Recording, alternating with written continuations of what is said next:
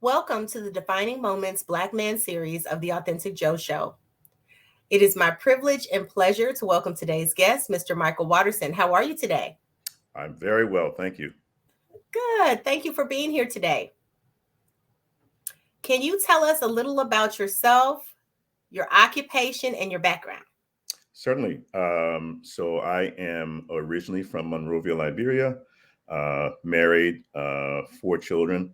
I am currently the director of a national network of grassroots organizations across the country for the Shot Foundation for Public Education.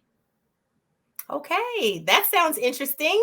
And so brief. Wow. Okay, thank you. Okay, how would you describe yourself? I would say I am mature, focused, comfortable with having learned lessons, and eager to try and make sure that I live out the rest of my life being guided by those lessons. Yeah, Okay. All I'll go right. with that. Okay. And then if you had to pick a phrase that would be the theme for your life, what Hmm. would it be? Theme for my life. Mistakes are inevitable, but so are the opportunities to come back. All right. Mistakes are inevitable, but so Yeah, are the opportunities to come back. yeah, I love that. I love that. That's okay. That's good.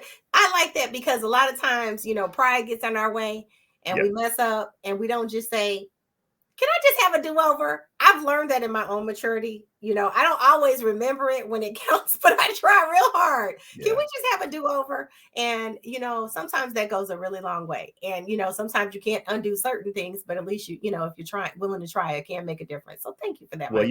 you hit the nail on the head. You say it comes with maturity. So the Mhm. sad part is, I wish there were a way we could learn this in our younger years. And so Yes. part of our responsibility has to be make to teach young people to make sure they're comfortable with making change while they're young. Right. So they don't have to look back and say, "Oh, I wish I had," or "I Yes, wish I yes. hadn't." But even if they do, they can Mhm, still go ahead and make an adjustment. Never mhm. think you can't make the adjustment or you can't make the change. There's always time for that. Okay, thank you. Okay, well, oftentimes people ask, what is a defining moment? So I'll share. A defining moment is a point in life when a pivotal decision must be made or when an experience fundamentally changes a person. What defining moment would you be willing to share with us today? Hmm. So I'd say a defining moment for me, 1979. I grew up in Liberia, in West Africa. 1979, there were these massive riots across the capital city of Monrovia. They were in part about access to food, but what they really were about was about social inequality, like, you know, poor folks, underpaid folks, just sort of rising up. My father was a surgeon, a trauma surgeon, and so he got to see firsthand, up close, a lot of what was happening in terms of the injuries of people. I remember him sitting us down and talking to us and saying, look, that what's really going on is a result of social inequality, and you never want to contribute to that. So you make sure you treat people um, the same throughout the rest of your life. And the reason why that's important is because literally 1 year later, the military rose up in Liberia and took over the government, shot the president dead, executed a number of officials, and it set Liberia on a trajectory that the country is still trying to recover from. So that experience and the aftermath had a real huge impact on me, like on how I see people and how I think about issues of fairness and justice. And it's largely probably why I do the work that I do today. Okay, that was a lot. So let's unpack a few of those things. So you said it was 79. So what were you like, I was 12 or something? 11, 10 or Okay. 11, something like that. Okay. And your dad was a surgeon. Mhm. So Were you born in the United States? So I was born in Detroit. My Okay. father did his surgical training, his advanced surgical training in Detroit. Hmm. And when he was done, I was 2 years old. And so he packed up the family and moved back to his home. And so that's, where I ended up growing up. You didn't mention your mom. And my mother is from Kansas City. And quite a woman in her own right, because she agreed to marry Mhm. this man and travel halfway around the world and live in his country and raise her children in his country. And she ate it up. She loved it. We were raised, fully in Liberian culture. She learned how to cook all the Liberian dishes. I mean, she became a full-fledged member of society. She was a television executive. She had several television shows. She had an advertising company. She just jumped in and made Liberia her home. Okay, so when the war broke out, Hmm. so okay, first of all, was Liberia ever colonized? No, no, no. Technically, it was never colonized. In the mid 1800s, a number of freed slaves in the U.S., Hmm. assisted by an organization called the American Colonization Society, jumped on some ships and went back to West Africa and landed primarily in two countries: what is now current day Liberia and Hmm. what is current day Sierra Leone. Okay. And they basically set up governing structures in those countries.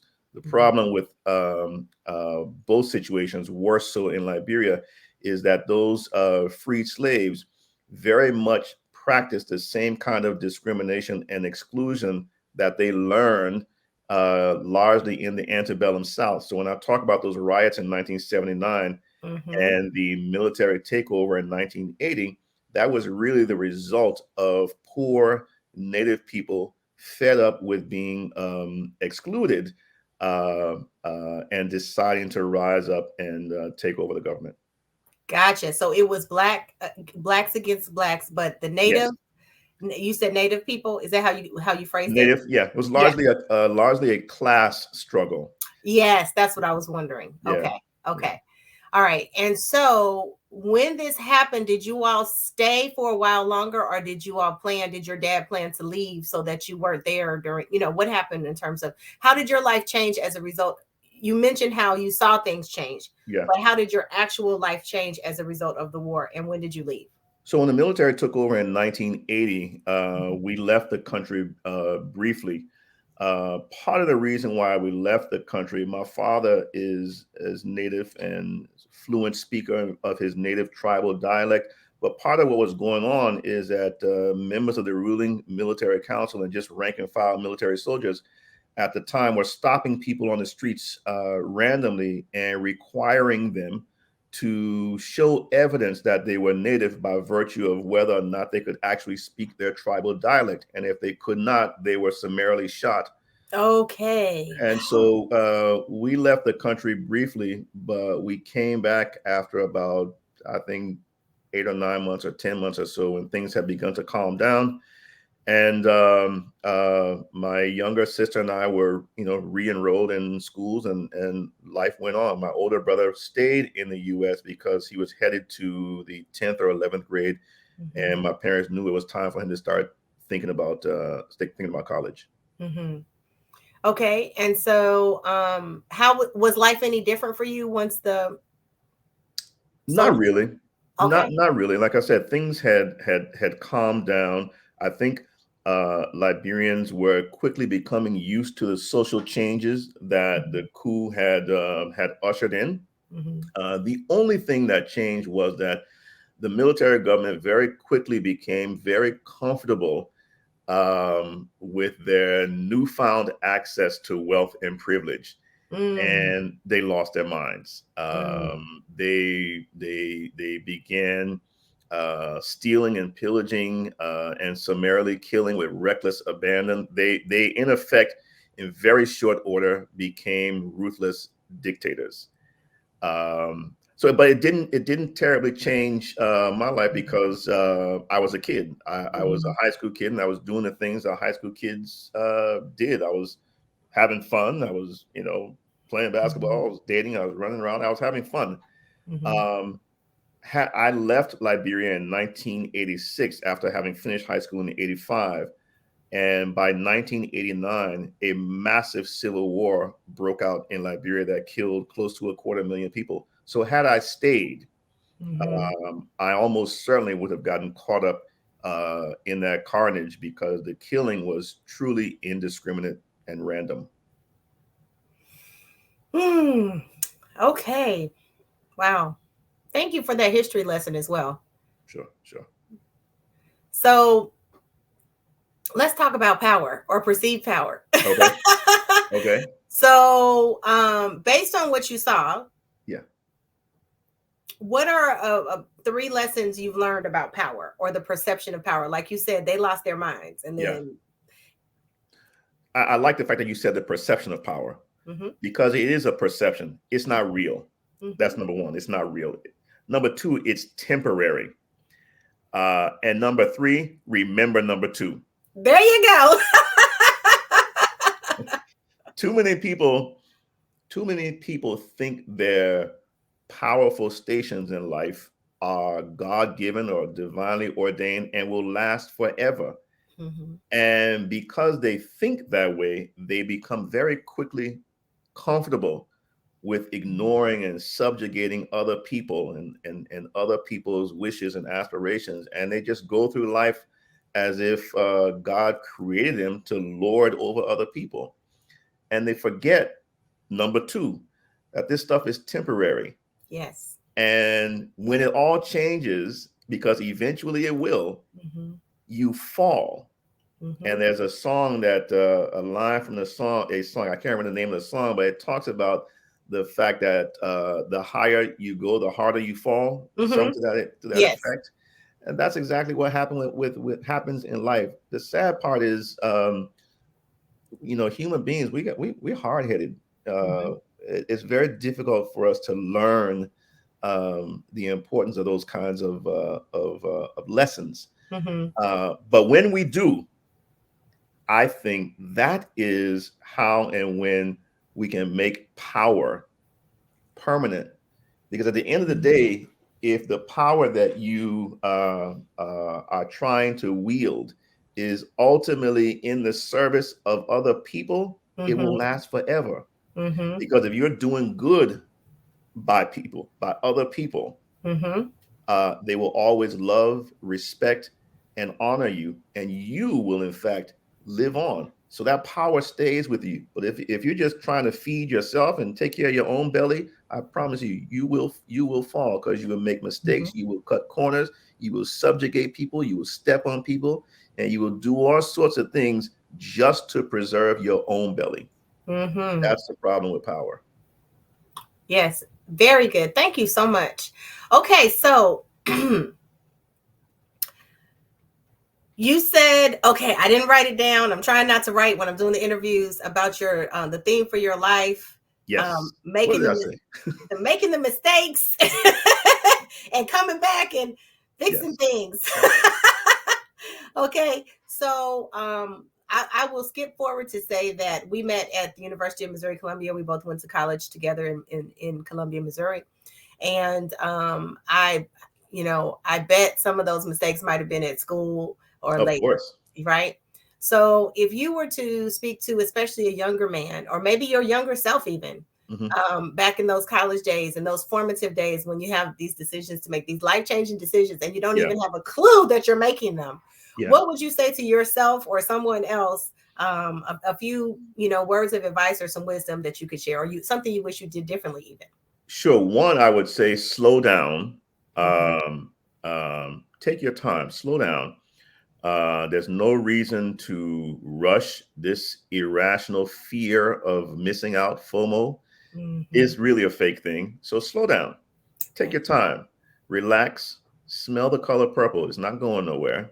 That's the first thing I would say. The second thing I would say is um, take some time to really think about your decisions and your actions, particularly as it relates to other people Mhm. and as it relates to your future. Mhm. Again, don't rush into things. Don't make decisions just quickly on the fly. Slow down and think about it Mhm. before you move. And then, thirdly, the last thing I'd probably say is confront your fear, particularly the fear that if you don't act or make a decision right away while some is hot on your heart, that you'll Mhm. be making a mistake. That's kind of an insecurity that a lot of us have, particularly at that young age. We're Mhm. afraid to slow down and think through things, and so we just make decisions right on the fly because we think that's what we're supposed to do, and we don't want to come off as a punk or Mhm. any of those things. So we make decisions and just sort of act. So I would counsel young people and or my younger self Mhm. to follow those three things. Slow That's down, think, don't be mhm. afraid. That's wonderful. Thank you so much, Michael. And then finally, what's your okay? I don't know how to quite ask this. Seeing the war at a young age, Yeah, living in another continent, on our motherland, and yeah, then being here in 2023. Personally, I never thought we would be where we are today. yeah, yeah, So, what closing thoughts can you give us about war? And I'm not necessarily saying the formal war, however yeah. you want to. I will say this: most people, particularly in the U.S., um, have no real idea or no real concept of what war really is Yes. and what it does. Like I look around and I see people, for example, glorifying this idea of having access to guns because they interpret the Constitution in a certain way. Mm-hmm. And I even see and hear people recklessly talking about using certain kinds of guns to defend themselves and blah, blah, blah. Look, most people have never really seen and pondered and understood what a bullet fired from an M16 or an AR-15 actually does to human flesh and bone. Mm-hmm. They have this idea that it's pretty much like it is in the movies. Yes. Little tiny neat hole, there's a trickle of blood, and then you fall and die in this nice dramatic fashion. The idea of shards of flesh and pieces of bone being splattered all over the place and limbs literally being ripped off and thrown here and asunder, that doesn't occur to people. No. Um, so when I hear people sort of irresponsibly and recklessly talking about guns and war, quite honestly, it kind of pisses me off. But Mm-hmm. let me go a little bit further because I sort of see war as a the way people talk about it and think about it as a metaphor for something bigger, and that is how we deal with conflict. Too many of us in society today are just quick to go nuclear. Um, you step on my foot, you disrespect me, you insult me in some Mm-hmm. way. I'm all too ready to just fly off and damn near kill you. Mm-hmm. Again, folks need to slow down, take a moment, and think about the range of possible consequences for these kinds of actions. And more often than not, it's just become too culturally acceptable to not think about this kind of stuff. So Mm-hmm. that's that. I would say that's what I think about that. Okay. Well, thank you. While Black History Month is 28 days, Black History happens every single day. And I want to thank you for your contributions, your influence in my life as a college student, and also what you have continued to do running these organizations and making a difference for young people. Absolutely. And also the people who work for you. And just, as a dad, all that great stuff. So I really appreciate you being here today. Do you have any final thoughts you'd like to share before we end? Uh, to everyone listening, we're in a very, very tough time. Yeah. Things look particularly crazy out there. particularly Mhm. for Black men. I would just say to folks in general, find the time that you need to unplug for a bit. Mhm. Uh, Protect your sanity and protect your heart before you re-engage, because there's a lot that is being um, placed on us to shoulder every day, and it's I think having a real effect, a real impact on our psyche. So I would Yes. just say take a moment, heal yourself, unplug for a bit, and then re-engage. Well, there it is. Thank you, Michael. You're welcome. You're welcome.